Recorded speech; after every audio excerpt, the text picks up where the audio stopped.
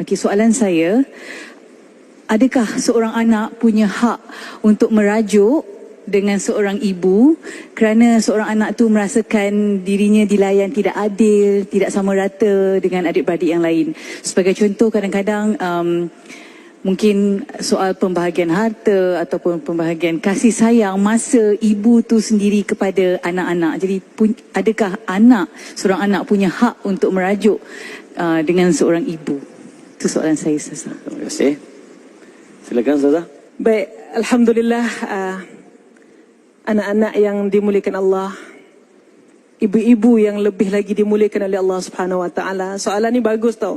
Adakah hak anak-anak ni ada hak untuk merajuk dengan mak dia? Sebab dia kata mak tak patut. Mak lebihkan kakak, tak lebihkan saya. Mak lebihkan adik, tak lebihkan saya. Banyaklah mak bagi dia, tak bagi saya. Gelang mak tu, mak ada 5, mak bagi kakak 4, saya dapat 1.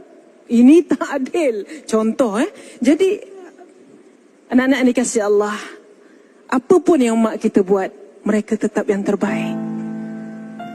Tetap yang terbaik. Kita pandai macam mana pun, you ada PhD 4 ke, mak kita tetap betul. Walaupun yang dicakap tu faktanya salah, mengalah je lah. Ya mak, mak betul mak. 2 tambah 2, 5. Ya mak betul mak. Mak betul sangat mak. Saya setuju mak. Mak tetap betul. Tuan-tuan yang dirahmati Allah, yang dikasihi Allah, andai kita bina istana pun untuk mak kita, andai kita hadiahkan 2 kilo emas, 5 kilo emas untuk ibu kita, andai kita gendong dia untuk tawaf umrah dan juga haji, andai kita minum pun rendaman akhir kaki je, belum tentu dapat membalas jasanya yang mengeluarkan kita daripada gelap rahim kepada terang dunia ini. Anak-anak yang dikasihi Allah, ibu tu makhluk yang Allah muliakan.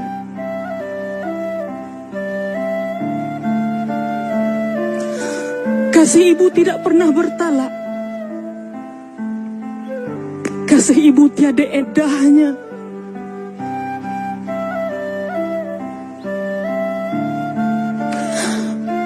Atas sebab itu, kita tidak ada hak untuk merajuk kepada mereka.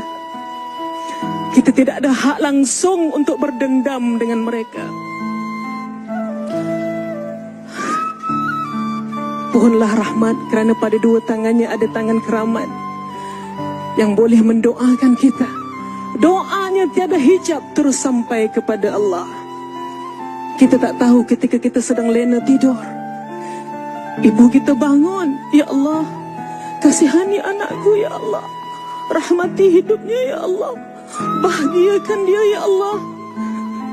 Beruntunglah orang yang masih punya ibu, yang dapat doa ibunya. Sebab itu tuan-tuan yang mulia, kalau anda masih ada ibu, junjunglah dia, letaklah dia di tempat yang paling mulia.